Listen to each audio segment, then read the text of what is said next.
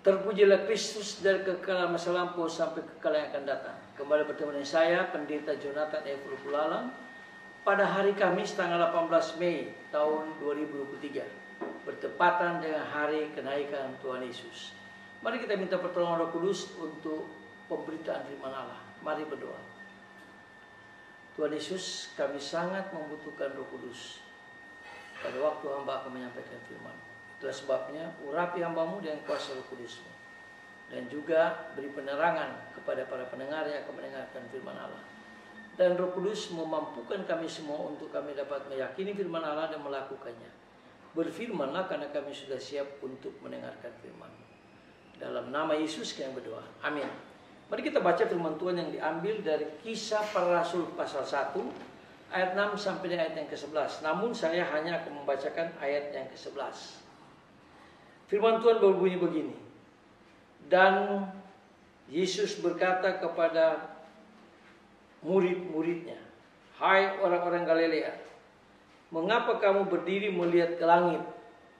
Yesus ini yang terangkat ke surga, meninggalkan kamu, akan datang kembali dengan cara yang sama seperti kamu melihat dia naik ke surga." Demikianlah firman Allah yang berbagi kita membaca, mendengar, dan melakukan firman Allah. Tema kita pada hari ini, kenaikan Kristus ke surga memberikan pengharapan baru bagi orang-orang yang percaya Yesus. Nah, saudara-saudara yang saya kasih dalam Tuhan Kristus, dengan kenaikan Tuhan Yesus ke surga, orang percaya mendapat pengharapan baru. Apa pengharapan baru itu? Yaitu kuasa Roh Kudus berdiam dan menguasai hidup orang percaya. Intelek kita, perasaan kita, kehendak kita, agar kita lebih berani memberitakan Injil kepada orang-orang yang berdosa, kepada umat manusia yang berdosa, yang masih tinggal di dunia ini. Dalam Kisah Para Rasul pasal 1 dikatakan, "Tapi kamu akan menerima kuasa kalau Roh Kudus turun ke atas kamu, dan kamu akan menjadi saksiku di Yerusalem, di Yudea dan Samaria, bahkan sampai ke ujung bumi." Bahkan juga dalam 2 Petrus pasal 3 ayat 6 ayat 9 berkata, "Tuhan tidak lalai menepati janjinya, sekalipun ada orang yang menganggapnya sebagai kelalaian. Tetapi Tuhan sabar terhadap kamu, karena Tuhan Yesus menghendaki supaya semua orang berbalik dan bertobat." Ini pun dijelaskan di dalam Kisah Para Rasul pasal 5 ayat yang ke-29, yang berkata begini, "Tetapi Petrus dan para rasul menjawab, katanya, kita harus lebih taat kepada Allah daripada kepada manusia."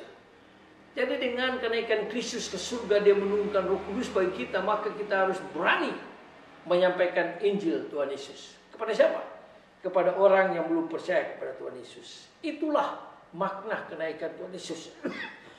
Yang kedua, dengan kenaikan Kristus ke surga, orang percaya mendapat pengharapan baru, yaitu Kristus menjadi imam besar selama-lamanya di surga bagi orang-orang yang percaya. Sebab Kristus tidak akan berhenti bekerja sebagai imam besar yang turut merasakan kelemahan-kelemahan kita sebagai orang percaya. Oleh karena itu, kita mempunyai pengharapan yang kekal di surga yang kekal bersama dengan Kristus.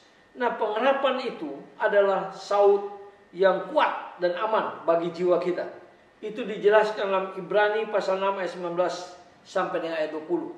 Pengharapan itu adalah pengharapan yang kuat, aman bagi jiwa kita, yang telah dilabuhkan sampai ke belakang tabir, di mana Yesus telah masuk sebagai perintis bagi kita ketika kita menurut peraturan Melkisedek menjadi imam besar sampai selama-lamanya.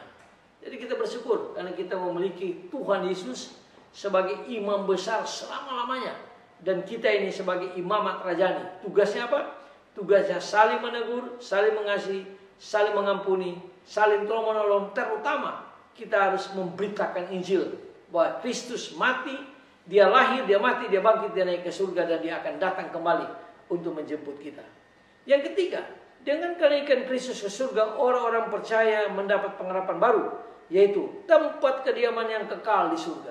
Itu dijelaskan dalam 2 Korintus pasal yang kelima ayat 1. Karena kamu tahu bahwa jika kemah tempat kediaman kita di bumi ini dibongkar, Allah telah menyediakan suatu tempat kediaman di surga bagi kita, suatu tempat kediaman yang kekal, yang tidak dibuat oleh tangan manusia. Lalu di dalam Yohanes pasal 14 ayat 3 dikatakan, janganlah gelisah hatimu, percayalah kepada Allah, percayalah juga kepadaku. Di rumah Bapakku banyak tempat tinggal, jika tidak demikian aku tentu mengatakannya kepadamu. Sebab aku pergi ke surga untuk menyediakan tempat bagi kita orang percaya. Dan apabila Kristus datang, apabila Kristus telah pergi ke situ, ke surga, dan telah menyediakan tempat bagi kita, Kristus akan datang kembali dan membawa kita ke tempat Kristus di surga, supaya di tempat di mana Kristus berada, kita pun akan berada selama-lamanya di surga yang kekal itu. Itulah makna daripada kenaikan Kristus. Marilah kita memberitakan akan kenaikan Kristus bagi orang percaya, dia akan mendapat pengharapan yang baru. Mari kita tunduk kepala kita berdoa.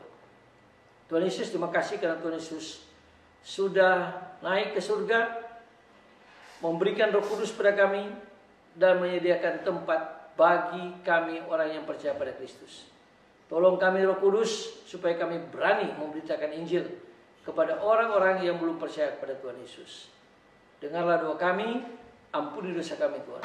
Dalam kasih dan pengampunan Kristus, Gembala kami yang sangat baik, kami berdoa dan bersyukur. Haleluya, amin.